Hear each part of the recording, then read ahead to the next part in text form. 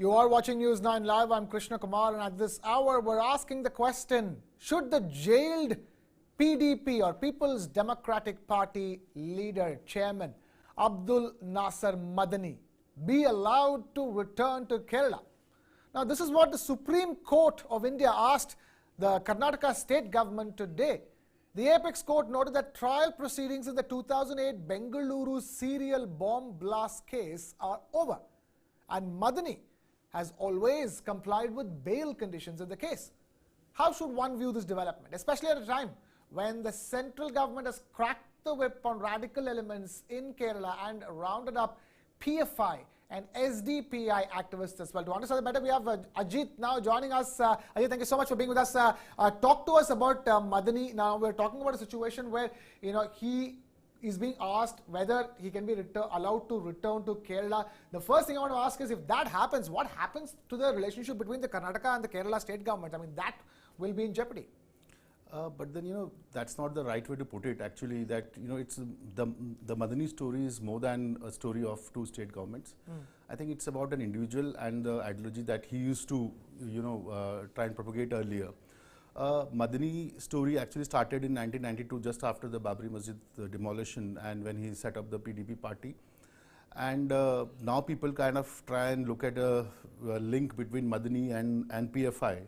And PFI's erstwhile, NDF, it was also formed in, I think, in 1993.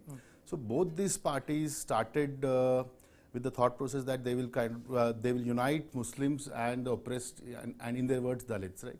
So that's what the whole idea about the about the Madani phenomena is. But on the way, possibly, his and he being a firebrand speaker, possibly what led to he being where it is, that he turned more into being a rabble rouser in a sense, and that's why his coming back to Kerala is not just a story of two state governments.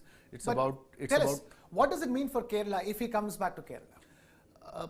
Madani, in the last 8-10 years that he has been in jail, he has come back to Kerala, I think, twice. Last was in around 2017 when he came back for his son's nikah. And the interesting thing to note in 2017 was that a lot of important political leaders across party lines attended the nikah. Okay, so like the current Congress president in Kerala, he was there, and even the and Jayarajan, MV Jayarajan, who is a very senior CPM leader from Kerala, they all attended the ceremony in Kannur. So the problem with the Madani, or the conundrum, so to say, is that he is perceived to be having sympathy among the Muslim people in the state, but given his rabble rousing,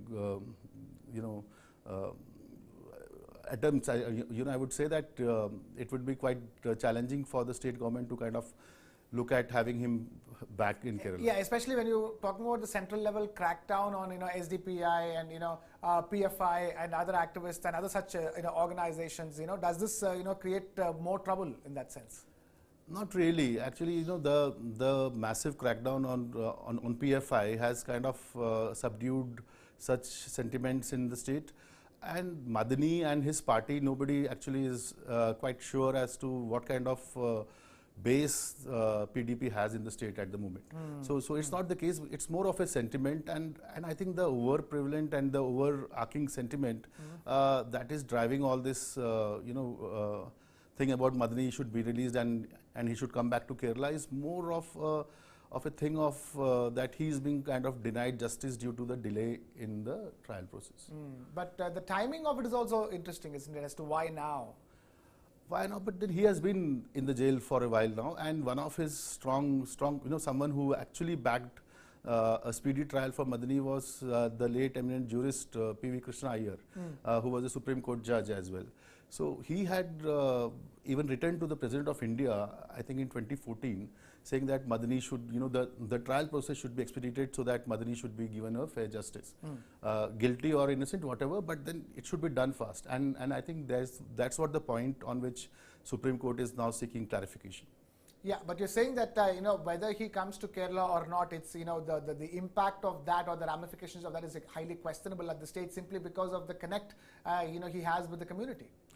Absolutely, and in one of his interviews in 2017 to a Malayalam channel, he had kind of went out and said that he is a reformed man after so many years in jail, and given his age, possibly that's what the Supreme Court would also weigh in. Right. So, but has that helped? Did that help? Did that change in attempt at makeover, image makeover? Has that yielded any results for Madani in Kerala? So the thing is, in Kerala is that Kerala, as per the last census, there are around 54% Hindu votes in Kerala, and around 25% are Muslims, and the rest are Christians.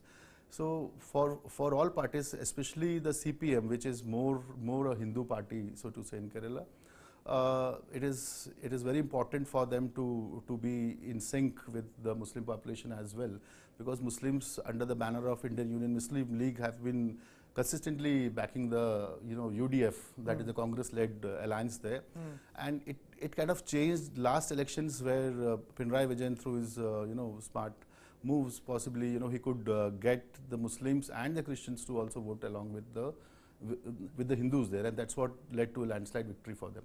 That's why it is more when politicians in Kerala look at the Madani thing, their primary goalpost would be to be looking at as someone, or to come out as someone or a party that is sympathetic to his current situation. I don't think so they are looking at purely from a national security perspective, and it would also be, in my view, it would not right to put it on him at the moment. Having said that, and that's important, because even in his first case, which was the Coimbatore blast case, yes. Yeah, he spent 8-9 years in jail, and then he was acquitted. So while it's quite clear that this man can cause some bit of trouble, but until unless it's proven by courts, it's too premature to suggest that his re-entry into Kerala would cause trouble. Right, but what has happened right now, the Supreme Court of India has asked the Karnataka state government, should Madani be allowed to return to Kerala? How do you think the Karnataka state government will react to that? So the Karnataka government, I think in 2014, they had submitted to the court that they will ensure a speedy trial, and this trial will be closed in 4 months, but nothing has moved, and like we are in 2023 now. And later also the Karnataka government has gone out and said that Madani can lead to trouble if he goes out. So it remains to be seen how the Supreme Court takes it. It remains to be seen how Supreme Court takes it. The fact that my question is that we've seen all the cases that are against Madani, and they are, they're all, bomb blast related cases. The question here is that, how is it possible that, nothing is proven in court, but this man's name is associated with so many serial blasts in the country across locations? That's true, but then that's how judiciary works in India, and until unless you are proven guilty in court, I think it's better to let it be handled by the judiciary. And one important point I would want to share here and kind of put forth is that the former Chief Justice of India, C.A. Bodbe, right? So yeah, he had Bobde, right? Yes. Bobde. So he had in one of his judgments, observations, he had said that he is a dangerous man, right? So we have two things coming out of the court. Possibly now the Chief Justice Chandrachud will take a final call on it. But I think the popular sentiment, at least in the political class in Kerala, is that he should be back home. Right. That is the view coming in from Ajit Vijay Kumar of News9. Thank you, Ajit, for joining us and helping put that news development into perspective for us. And with that, I'm afraid we've completely run out of time here on this discussion on News9 Live. Thank you so much for watching. This is Krishna Kumar signing off.